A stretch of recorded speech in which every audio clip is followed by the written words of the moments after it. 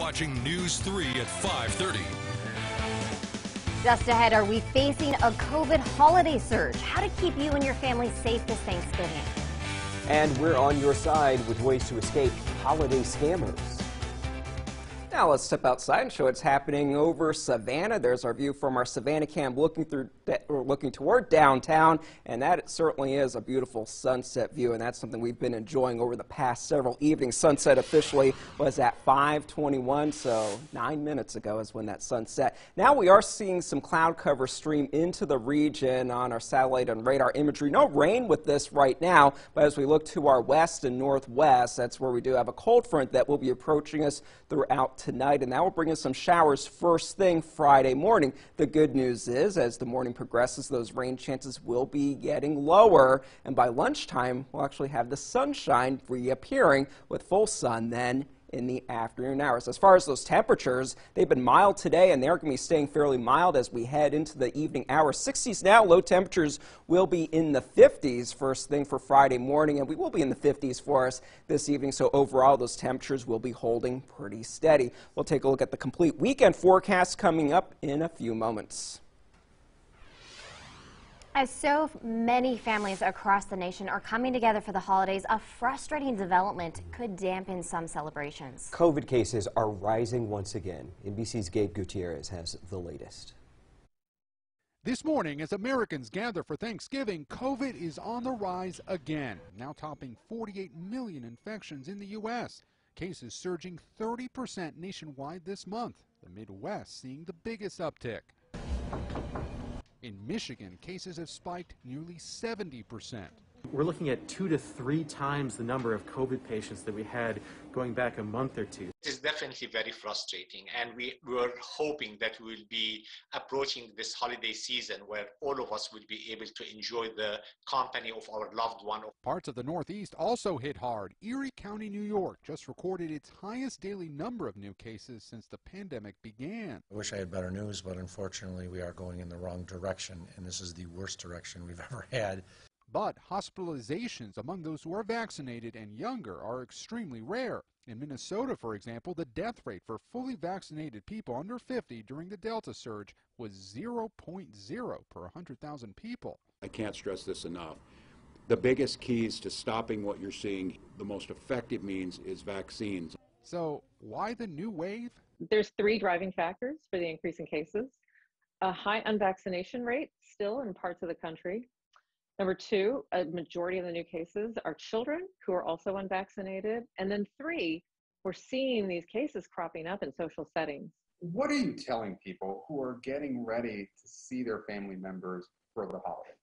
Yeah, if they're going to or from an area with high cases, which is now becoming a large part of the country, I'm telling people to try to isolate their movements in advance of traveling, trying to do a test before they travel. To find the latest news on COVID-19, head to our website at wsav.com/coronavirus. New at 5:30, an investigation underway after a vehicle was found in a pond with 2 people inside in Screven County. Authorities say Tuesday afternoon they responded to a call about a suspicious vehicle at an address on White Hill. They arrived and found 2 people were in that pond in the car. The victims are identified as 41-year-old Amanda Marie Atkins and 60-year-old Todd Wilson Lee, both of Sylvania, Georgia. Now, several agencies, including the Georgia Bureau of Investigation, are handling the case. If you have any information, contact the Screven County Sheriff's Office. Well, the American Farm Bureau Insurance Company says we are paying 14% more this year for our Thanksgiving dinner than last year. The most expensive item on the table is the turkey. The White House blames supply chain congestion caused by the pandemic for the higher prices. Some Republican senators say the Biden administration is not taking the issue seriously enough. Democratic Senator Elizabeth Warren is calling for the Justice Department to investigate. She accuses the poultry industry of foul play through, quote, excessive consolidation and price fixing. And no matter how many puppy dog eyes you get, there are some holiday foods you should make sure stays far away from your pets. Stuffing, onions, and many fruits can be dangerous for dogs. It's also important to make sure they don't have access to turkey bones. However, most meat, green beans, and potatoes are okay to leave as scraps for your dog. In our consumer alert, people may be turning from the turkey to the computer to start holiday shopping Friday. But remember to be careful, because this year more online scams are expected to target all of us. That includes phishing scams that ask you to click on links that will take you to fake websites. The scams not only come through email, but more and more are coming through a text message on your cell phone. But I think the understanding that mobile devices are a target for hackers and scammers is certainly spreading, and people are understanding that. We certainly see that effect in scammers moving more and more towards targeting the mobile platforms. Experts say deal with these new text messages the same way you would with a strange email. When in doubt, delete. The Better Business Bureau says don't click on links in emails or Facebook ads. Go directly to the shopping site yourself. And age is just a number. No one proves that like T. Skinny Man Myers of Hepzibah, Georgia, the world's strongest granddaddy. Myers has been competing in powerlifting competitions for more than 40 years. He's won 28 world championships, set numerous world records, and has been elected twice to the Powerlifting Hall of Fame. But he's nowhere near finished. Just because you're over 65, that doesn't mean you got to be just sitting on the porch watching the prices right all day long. And people get to the point that, oh, I'm 40, I'm old. I'm not finished. I'm only 65. And he's not even afraid of some of the younger guys. I always tell the young boys, you're going to whoop me one day, but today is not that day. So all you young guys out there, if you want some, I'll be down in Waynesboro December 18th. If you want some of the Skinny Man, the world's strongest granddaddy, bring it. But you won't take first place back with you. And looking ahead, you're invited to take part in a community-wide walk for unity. It's open to the public. The event is happening Saturday, November 27th at Daffin Park. At 10 in the morning, participants will walk one lap around Daffin Park, which will be followed by a prayer circle. If you'd like to be involved, meet at the B Road entrance to Daffin Park before the walk. Buford High School is set to play for a lower state championship tomorrow. But before that, we want to introduce you to one of their remarkable athletes. Some may have quit the team, given the sacrifices he's made along the way. But this Athlete of the Week shows us he had faith that everything happens for a reason. The WSAV Athlete of the Week is presented by OC Welch Ford Lincoln. When James Dennison joined the Buford football program, he wanted to be QB1. That was the goal, you know, I was going to try to be the starter junior and senior year, hopefully. But it didn't pan out that way. Tyler Haley, a quarterback in Dennison's class, emerged as one of the best gunslingers in the Low Country. It became clear Dennison wasn't going to get playing time unless the Eagles were in a blowout. Senior year, you know, I just wanted to get on the field any way I could, so I was open to playing receiver, and I accepted that role. The longtime quarterback taught himself how to play a new position, but before he could even take a regular season snap, the game brought more change. So we talked to him about it, and he just had a great attitude. He kind of smiled, and he said, well, you know, Coach, I played linebacker in middle school. His second position change in a matter of months turned out to be a blessing in disguise. Down, ready, go. Dennison cracked the starting roster and unlocked a part of what made him fall in love with the sport years ago. It was really cool getting to play linebacker again, you know, getting to hit people, be on the aggressive instead of getting hit every play. Getting hit less while being able to hand out some punishment. Sounds like a pretty sweet deal. But few can make the transition as seamlessly as Dennison did this year. He's a lot smarter than I am, I know that. So, you know, he just took it in stride and did what he was supposed to do and kept playing, and he's a big reason why we're here. Here, just one win away from a state championship berth, with Dennison leading the way at a position he's embraced for a team he never gave up on. You got to stick with it, you know. I definitely had the chance to quit sophomore, junior year because I knew I wasn't going to be the starter. I just told myself I was going to stick with it and good things will come, and I stuck with it, and now I'm starting linebacker. He's the model, you know, for what we want our program to be, so just really proud of him. The babies at Coastal Carolina Hospital in Hardyville and Hilton Head Hospital are getting into the holiday spirit. Look at these guys. Staff is starting a new tradition by dressing the babies born on Thanksgiving and the days prior in fun and festive turkey costumes. Yeah. If that doesn't make you go, "Aw," nothing will. I mean, it just does. They're so cute. They're so darling. All right, still ahead at 5:30. It's our journey to Beijing. We're hitting the slopes and hearing from a man that fell in love with snowboarding before it was an Olympic sport. A Savannah organization is working to put Thanksgiving dinner on the table for those who may need it. I'm Brian Ray, and next on News 3 at 6, I'll tell you how many meals they've given away so far today and why staff say this year's Thanksgiving is different than others.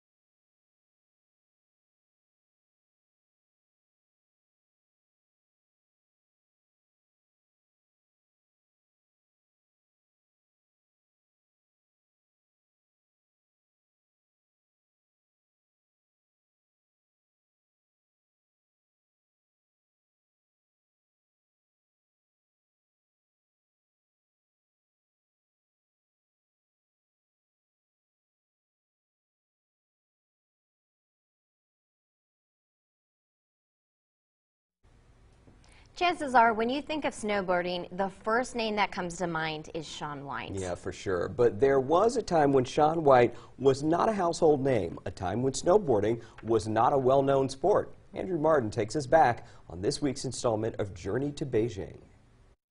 Byron Stickler was born in 1970. He's 51 years old. He's certainly not 51 years old in this picture. You know, I was probably the second wave, actually, when it coming through. There was a big wave in the 80s, but I would say the second wave I was definitely part of. Snowboarding first became an Olympic sport in 1998. Byron Stickler began snowboarding 10 years earlier, in 1988.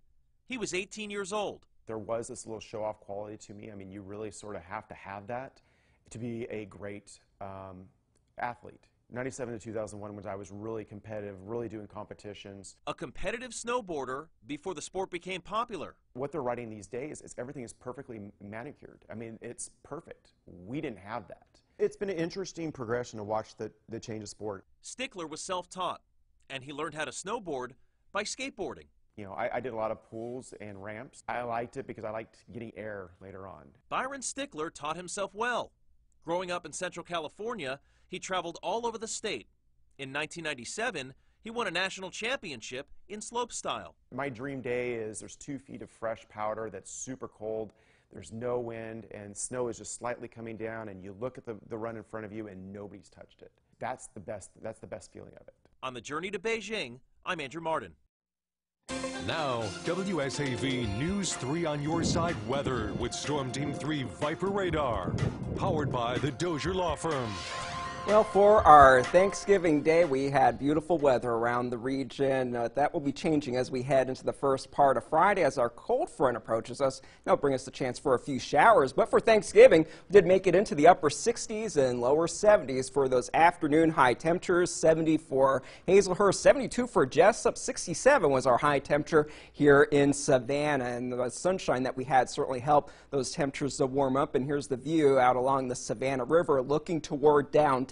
Sun setting just a little bit ago, and all that sunshine did help us to warm up pretty nicely, but the cloud cover will be increasing as we head into the overnight hours. 65 is the current temperature. A south wind will help to keep the moisture levels a little bit more elevated than what we had last night, so that means those temperatures are going to be a lot slower to cool off. So by tomorrow morning, it's going to be pretty mild in comparison to the near freezing temperatures for some of us this morning and the well below freezing temperatures that we had Wednesday morning. We are starting to cool off for a lot of us. Upper 50s for Hampton, 61 for Rincon at this hour. Still on the mild side a little further to the south in Alma, 66 degrees for that current temperature. If you are going to be heading out first thing Friday morning to do some shopping, you want to get to those stores pretty early before the sun rises. We do have some fairly decent rain chances, 20 to 30%, but as the morning progresses, those rain chances will be dissipating and the temperatures will be able to warm into the mid 60s again as we head into the later afternoon. So a few passing showers first thing tomorrow. And then for the weekend, things will clear out. Cool and breezy conditions are expected and warmer days are expected next week, and the mornings by then are going to be pretty warm in comparison as well. Looks like the only winter-like morning is going to be 36 on Saturday, then the 40s going into the new work week, near 50 degrees then for next Thursday morning. High pressure and control of our weather right now is dying off as our next cold front brings in. That will bring us those showers, but then high pressure again will bring us that sunshine for this weekend and rather comfortable conditions. That colder air that is well to our north is not going to be working in our direction. Just a slight cool down is expected. For tonight, 50 degrees for that low temperature with that cloud cover increasing very late, if not very early tomorrow morning. That's when we do have that chance of a few showers developing along that front, but then by lunchtime, things will begin to clear out. If you have plans to head out on the waterways, we'll have temperatures in the 60s, rather breezy as that front moves through. West wind 15 knots, waves 2 to 3 feet. So overall, not too bad for boating, but you might want to stay on shore with that strong breeze. Sunny skies then expected for the weekend. Some slight cloud cover for us going into next week, along with a slight warm up. The 70s will be back for next Wednesday and Thursday. Let's look at your forecast for now. We'll have more at 6 o'clock.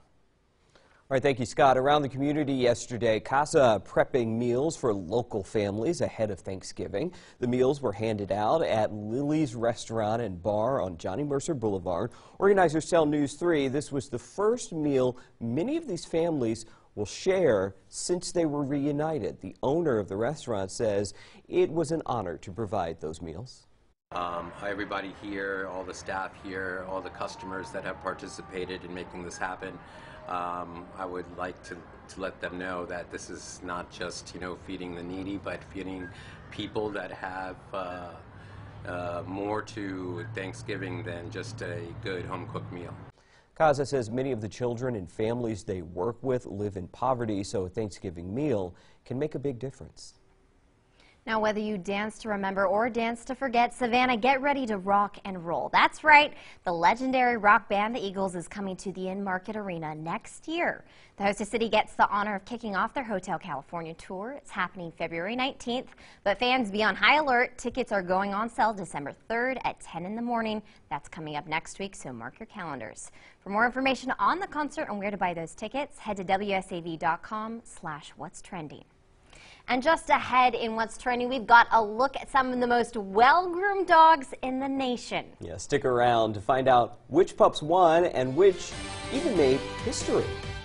Plus, one NFL star shocked and enraged some people on the internet when he revealed his least favorite Thanksgiving dish. That and more coming up.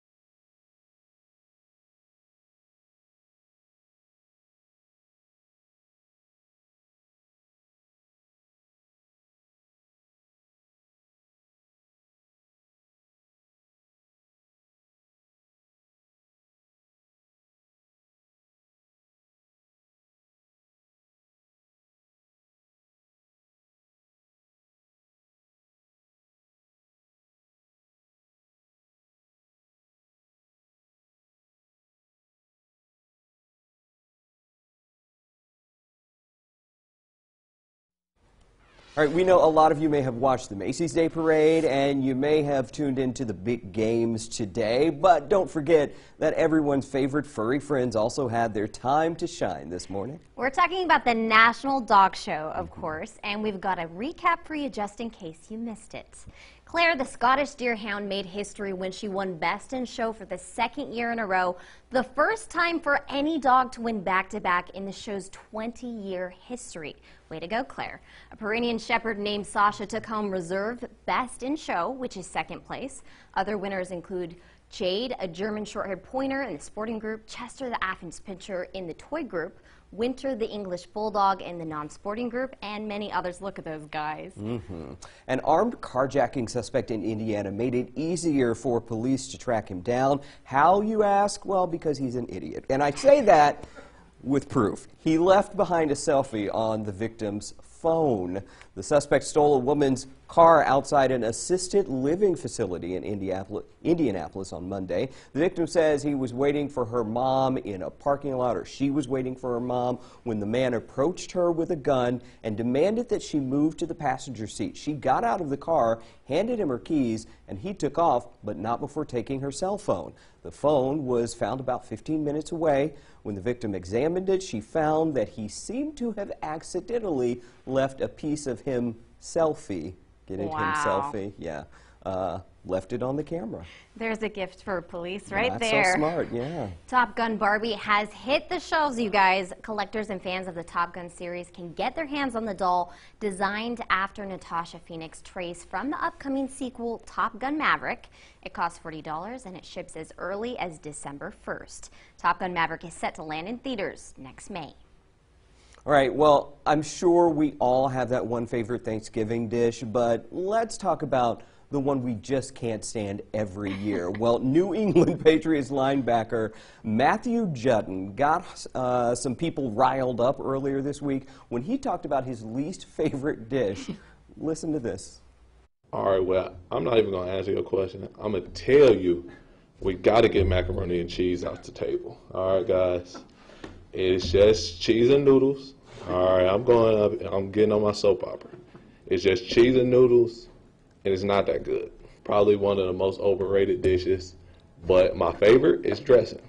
I do love dressing. I don't know how I feel right now. What is he talking about? I just want to leave. I just can't. And what was gone. that?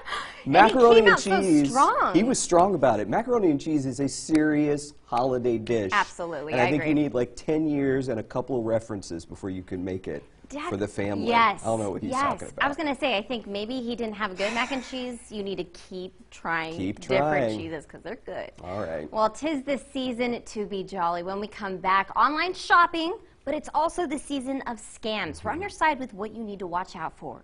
And after more than a year, some agencies and organizations are finally able to hold their annual Thanksgiving community dinners. We have a live report from one of the largest. WSAV News 3 at 6 is next.